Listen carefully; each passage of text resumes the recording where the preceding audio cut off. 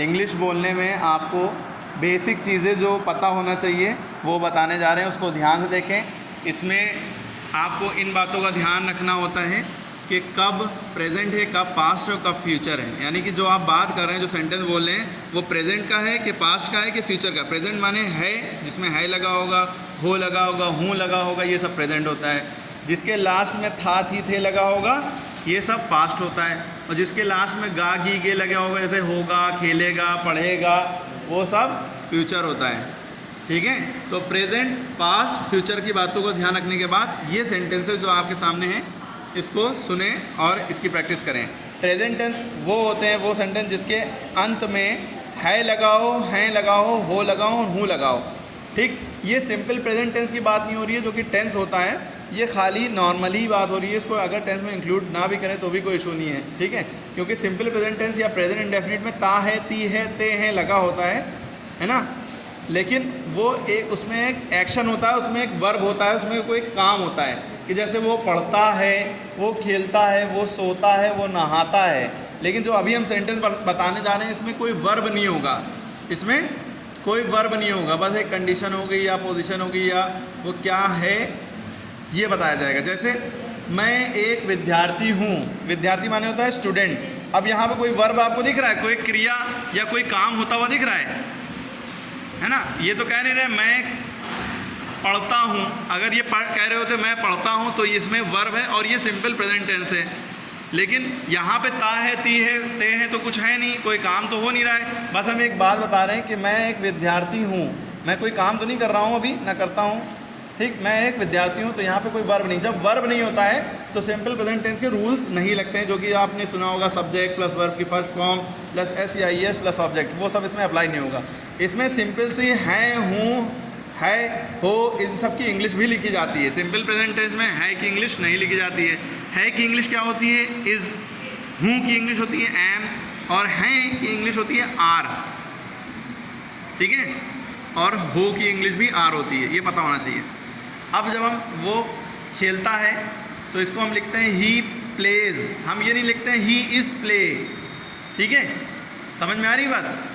वो खेलता है, इसमें है लगा है तो है की इंग्लिश लिखना चाहिए, लेकिन नहीं लिखी जाती है। खेलना एक काम है ना। अब ये जो सेंटेंस हम बता रहे हैं, इसमें कहीं वर्ब नहीं है, कोई काम नहीं हो रहा है। बस मैं एक विद्यार्थी हूँ, तुम एक किसान हो, वो एक अच्छी लड़की है, हम लोग पड़ोसी हैं। ठीक है, वे अपने ऑफिस में है। ठीक है, इसमें कहीं कोई काम नहीं हो रहा है। ठीक, अब जैसे सुनिए, मैं एक विद्यार्थी हूँ, मैं एक स्टूडेंट हूँ, इसका क्या होगा। मैं एक विद्यार्थी हूँ, मैं एक स्टूडेंट हूँ, इसकी इंग्लिश क्या होगी, बोलिए। I am a student. क्या होगा, आई एम अ स्टूडेंट। आम अ स्टूडेंट भी कह सकते हैं। ठीक है, मैं एक विद्यार्थी हूँ, मैं को इंग्लिश में कहते हैं आई, और क्योंकि हूँ आखिरी में लगा है, हूँ की इंग्लिश होती है एम, और एक की इंग्लिश होती है ए। ठीक है, तो और विद्यार्थी इंग्लिश होती है स्टूडेंट। बस ये ध्यान रखना होता है कि पहले वर्ड की जो पहले मैं लिखा है उसकी इंग्लिश हम पहले लिखते हैं, फिर उसके बाद लास्ट में चले जाते हैं हूँ पे, फिर उसके बाद वापस आते हैं मैं एक। अच्छा, आपको ये याद रखना है कि आई माने मैं होता है, और आई के साथ हमेशा एम लगता है। ठीक है, या ऐसे याद रखें कि हूँ की इंग्लिश एम होती है। ठीक है, या ऐसे याद रखो कि आई के साथ एम लगता है, ही के साथ ही, शी, इट के साथ इज़ लगता है, और यू, वी, दे के साथ आर लगता है। ये बातें भी याद रख सकते हैं। ठीक है, लेकिन हम ऐसे बता रहे हैं कि इसकी हिंदी आप समझिए। हूँ जब लिखा होगा तो एम लगेगा। ठीक है, आई एम अ स्टूडेंट। अगला है तुम एक किसान हो। तुम एक किसान हो या आप एक किसान हो, बात एक ही है। आप और तुम की इंग्लिश होती है यू। अब हमने बताया हो की इंग्लिश होती है आर, तो यू के साथ वैसे भी आपको पता है यू के साथ आर लगेगा। यू प्लूरल माना जाता है, बहुवचन माना जाता है। You are a farmer, you are a farmer लिखते हैं, फार्मर पढ़ते हैं, फार्मर, फार्मा। ठीक है, लेकिन आप पढ़ सकते हैं फार्मर भी। ठीक है, ब्रिटिश इंग्लिश में फार्मा पढ़ेंगे, फार्मा, आर की लास्ट में आवाज़ नहीं निकलती। ठीक है, ठीक है, यू आर अ फार्मर। अगर मैं किसान हूँ होता तो क्या इंग्लिश हो जाती, I am a farmer, I am a farmer. वो एक किसान है तो हो जाता ही इज़ अ फार्मर। ठीक है, वे किसान हैं, दे आर फार्मर। हम किसान हैं तो वी आर फार्मर। ठीक है, वो एक अच्छी लड़की है, वो एक अच्छी लड़की है, इसका क्या होगा? She is a good girl, she is a good girl. अब वो की इंग्लिश होती है ही, ये जो वह होता है इसको इंग्लिश होती है ही, और अगर आखिरी में लड़की लिखी है तो इसकी इंग्लिश शी हो जाएगी, ठीक है। अगर वो लड़का होता तो ही लगता है वो की जगह, लड़की है तो शी लगेगा, ठीक है। वो एक अच्छी लड़की है। शी है की इंग्लिश होती है इज़, तो शी की तुरंत बाद इज़ लग गया, she is a good girl, she is a good girl, she is a good girl. वो एक अच्छा लड़का है तो he is a good boy, तो ही हो जाता। हम लोग पड़ोसी हैं, इसका क्या होगा? We are neighbours. हम लोग या हम की इंग्लिश वी होती है, हैं की इंग्लिश होती है आर, हमने बताया था, और पड़ोसी कहते हैं नेबर्स, वी आर नेबर्स।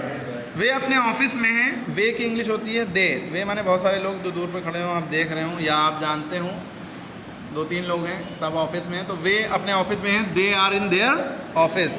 वे माने दे हो गया, और हैं की इंग्लिश आर होती है, दे आर। अपने की यहाँ पे इंग्लिश हो जाएगी देयर, क्योंकि दे के साथ क्या लगता है? देयर, THEY दे, दे माने वे, और देयर माने उनके या अपने, THEIR देयर माने उनके या अपने। एक होता है THERE देयर, उसके में होता है वहाँ, ठीक है। देयर इज़ ए वेल, वहाँ एक कुआं है, ठीक है। तो वे अपने ऑफिस में हैं, they are in their office. वो अपने ऑफिस में अगर होता, वो अपने ऑफिस में है, तो he is in his office, he is in his office. तुम अपने ऑफिस में हो, you are in your office. तो ये समझ में आ गई बात। तो अब निगेटिव सेंटेंस आता है। निगेटिव सेंटेंस में क्या होता है? इज़ एम आर के बाद नॉट लगा दो, नहीं लगा दो। जैसे मैं लंबा नहीं हूँ, आई एम नॉट टॉल। वो गरीब नहीं है, ही इज़ नॉट पुअर, वो की ही हो गई। अब इतना डिटेल में नहीं बताएंगे, आप समझ गए हैं। ये लड़की अंजना है, this girl is not Anjana, Anjana नहीं है, नॉट अंजना। तुम बीमार नहीं हो, यू आर नॉट इल, वे मंदिर में नहीं है, they are not in the temple.